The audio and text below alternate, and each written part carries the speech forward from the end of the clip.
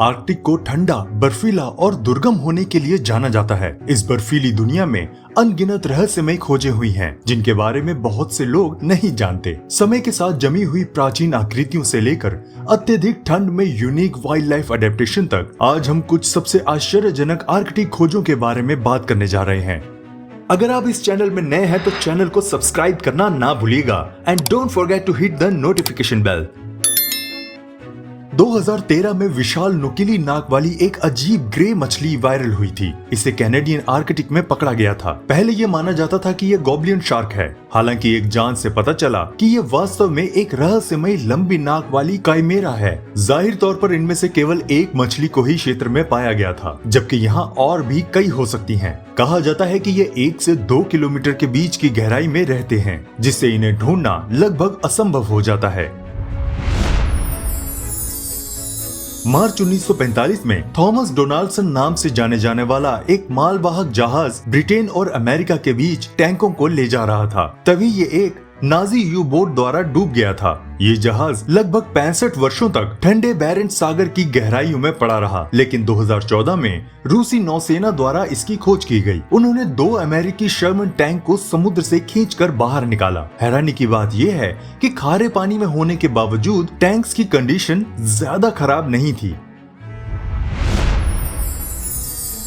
2010 में साइबेरियाई tusk hunters के एक समूह को दुनिया के सबसे अविश्वसनीय हिमयुग के अवशेषों में से एक मैमथ मिला, जिसे यूका के नाम से जाना जाता है। वह एक ऊनी मैमथ थी जो लगभग 39 साल पहले बर्फीले टुंड्रा में रहती थी। इस मैमथ की दलदल में गिरकर फंसने से मौत हो गई होगी, पर उसका निचला शरीर लगभग पूरी तरह से बरकरार है। दरअसल यूका इतनी अच्छी स्थिति में है कि वैज्ञानिक बहते खून को भी निकालने में सक्षम थे। जैसा कि यह पता चला है, उसका रक्त प्राकृतिक एंटी फ्रीज होता है। यदि आप यूका से मिलना चाहते हैं तो वो अब मॉस्को के एक म्यूजियम में मौजूद है।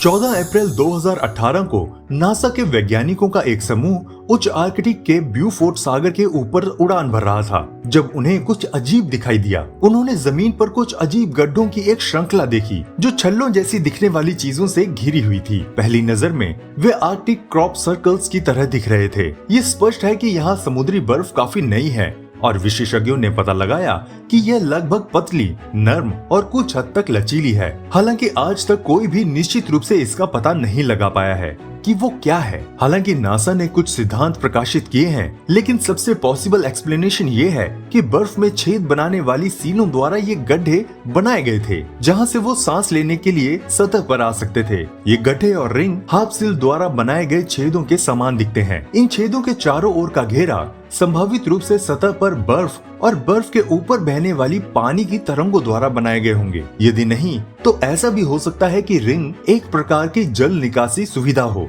जो तब उत्पन्न होती है जब सील बर्फ में छेद बनाती है। इस बात की भी ठोस संभावना है कि ये छेद कन्वेक्शन के कारण हुए होंगे, क्योंकि यहाँ पानी काफी उथला है। ऐसी भी संभावना है कि अंतर्देशीय पहाड़ों से भूजल के गर्म पानी के झरने फूट रहे हैं और इससे छेद बन रहे हैं। फिर भी वास्तविकता ये है कि हम निश्चित रूप से ये नहीं जानते कि इन छेदों के बनने की पीछे की सही वजह क्या है।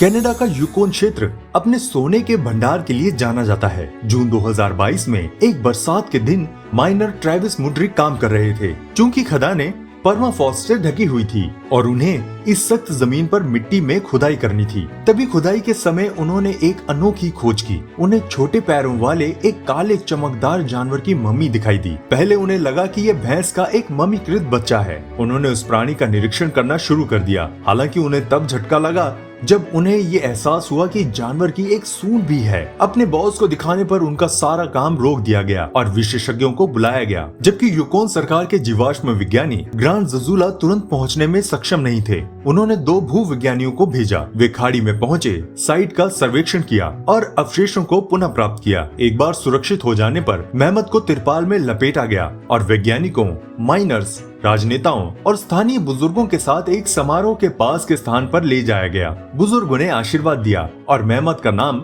नुनसुगार रखा, जिनका उनकी भाषा में मतलब होता है जानवर का बड़ा बच्चा। एक परीक्षण के आधार पर जुजुला ने सुझाव दिया कि नुनसुगार एक मादा है जो संभवतः लगभग 1 महीने की थी जब उसकी मृत्यु हुई थी। ये मम्मी 30,000 साल से भी ज्यादा पुरानी है। दुनिया के अधिकांश हिस्सों में हिमयुग के प्राणियों की केवल जीवाश्म हड्डियां ही बची हैं। हालांकि यूकोन में पर्माफ्रॉस्ट एक फ्रीजर की तरह काम करता है जो डीएनए जैसी महत्वपूर्ण आनुवांशिक जानकारी के साथ साथ त्वचा के बालों जैसी नरम मांसपेशियों को भी संरक्षित करता है। हाल के दशकों में क्षेत्र में माइनर्स और विद्वानों ने वुल्फ पॉप, कैरिब्यू कॉफ और जाइंट कैमल सहित कई अलग अलग जानवरों की अच्छी तरह से संरक्षित अवशेषों का पता लगाया है। किसी भी मामले में नुनसुगार के पास अब उत्तरी अमेरिका में पाए जाने वाले पहले पूर्ण शिशु ऊनी मैमथ और दुनिया में केवल दूसरे होने का खिताब है।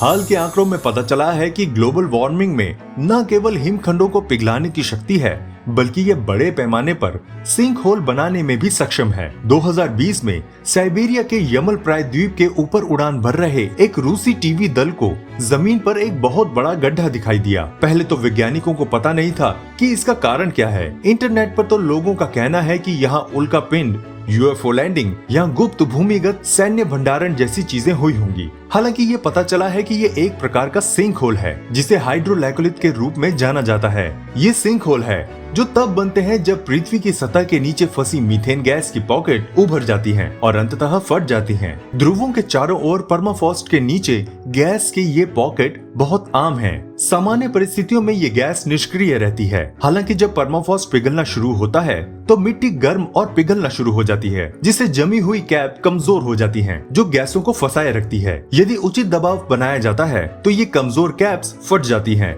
जिससे बड़ा सिंक होल बनता है। चूँकि इनमें से अधिक सिंक होल दूर दराज के इलाकों में दिखाई देते हैं, इसलिए उनकी रचना को अभी तक व्यक्तिगत रूप से नहीं देखा जा सकता, जिससे हमारे लिए सभी विवरणों को जानना मुश्किल हो जाता है। बर्फ पिघलने के कारण वे अक्सर बहुत जल्दी झील बन जाते हैं, जिसका अर्थ है कि उन्हें ढूंढना आमतौर पर बहुत मुश्किल होता है। फिर भी जैसे जैसे आर्कटिक की गर्मियां गर्म होती जाती हैं, ये प्रक्रिया अधिक से अधिक सामान्य होती रहेगी। 2020 में कुल 14 हाइड्रोलैकोलिथ का पता चला है और जब वे विस्फोट करते हैं तो बड़ी मात्रा में हवा में मीथेन गैस छोड़ते हैं, जो अंततः शक्तिशाली ग्रीन हाउस गैस है। ये भी उल्लेखनीय है कि ये सिंक होल मानव प्रेरित जलवायु परिवर्तन के बजाय प्राकृतिक परिवर्तनों के कारण समुद्र में भी बन रहे हैं। वे हाल के वर्षों में अधिक से अधिक प्रचलित हो गए हैं क्योंकि परमाफ्रॉस्ट पिघल रहा है, जिसे अब गर्म भूजल फैल रहा है और समुद्र तल के साथ सिंक होल बन रहे हैं। हालांकि इस प्रक्रिया को पूरी तरह से समझा नहीं गया है और दोनों घटनाओं में पूरी तरह से समझने के लिए बहुत अधिक शोध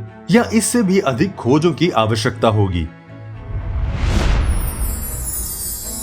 15 जुलाई 1942 को B-17 फ्लाइंग फोर्ट्रेस बॉम्बर्स को भेजे गए 6 P-38 लाइटनिंग लड़ाकू विमानों का एक स्क्वाड्रन ग्रीनलैंड के ब्रिटिश द्वीपों के लिए उड़ान भरते समय बर्फीले तूफान में फंस गया। परिणाम स्वरूप उन्हें वापस लौटने और ग्रीनलैंड के ग्लेशियर्स पर आपातकालीन लैंडिंग करने के लिए मजबूर होना पड़ा। हालांकि चालक दल के सभी सदस्यों को बचा लिया गया। विमान पीछे छूट गया और दशकों तक वहीं फंसा रहा। इतने समय में लगातार बदलती बर्फ की चादरों के कारण विमान लगभग 75 से 90 मीटर बर्फ के नीचे दब गया। हालांकि 50 साल बाद कठिनाई के बावजूद P-38 लड़ाकू विमानों में से एक को बर्फ से निकालने और उसे उड़ान की स्थिति में बहाल करने का निर्णय लिया गया। जिस विमान को निकाला गया उसे ग्लेशियर गर्ल का नाम दिया गया था। ये प्रयास काफी शानदार था। इसमें 11 साल और लगभग $2 मिलियन लगे। बहुत ही सरल तकनीक की बदौलत चालक दल विमान को बर्फ से बाहर निकालने में कामयाब रहा। उन्होंने सबसे पहले विमान तक सुरंग बनाने के लिए बड़ी हीट प्लेटों का इस्तेमाल किया और वहां से गर्म पानी के विस्फोटों के साथ विमान के चारों ओर एक गुफा को साफ किया गया। हैरानी की बात यह है कि विमान अच्छी स्थिति में था, जबकि एक छत बर्फ से दब गई थी। सभी हिस्से कमोवेश अपनी जगह पर थे।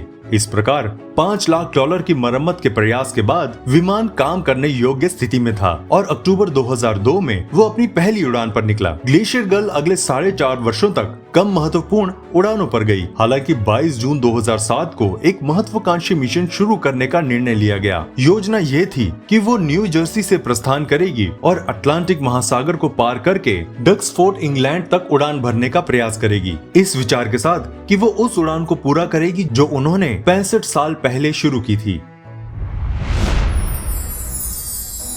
तकनीकी रूप से आर्कटिक सर्कल के ठीक दक्षिण में सर्टसी के अनोखे कानून ने इसे इस सूची में स्थान दिया। पृथ्वी पर अधिकांश आइलैंड लाखों अरबों वर्ष पुराने हैं। निश्चित रूप से बाकियों से ये थोड़ा अलग है। ऐसा इसलिए है क्योंकि इस वीडियो में दिखने वाला ये आइलैंड कुछ लोगों की तुलना में कम उम्र का है। कहानी ये है कि 14 नवंबर 1963 को आइसलैंड के तट पर एक मछली पकड़ने वाली नाव सेलिंग कर रही थी जब नाव पर सवार नाविकों ने समुद्र की सतह से कुछ गहरा धुआं उठता देखा। इस डर से कि कोई जहाज डूब गया है, वो धुएं की ओर बढ़ते हैं और देखते हैं कि धुआं किसी नाव का नहीं था बल्कि पानी के नीचे एक ज्वालामुखी विस्फोट के कारण धुआं उठ रहा था। ज्वालामुखी को 500 मीटर लंबा और 45 मीटर ऊंचा द्वीप बनने में केवल 2 दिन लगे और जब से ज्वालामुखी फूटता रहा वो बढ़ता गया। 5 जून 1967 को ही यह विस्फोट अंततः समाप्त हुआ और अपने पीछे 2.7 वर्ग किलोमीटर का एक प्रभावशाली द्वीप छोड़ गया जिसका नाम सॉटर के नाम पर रखा गया,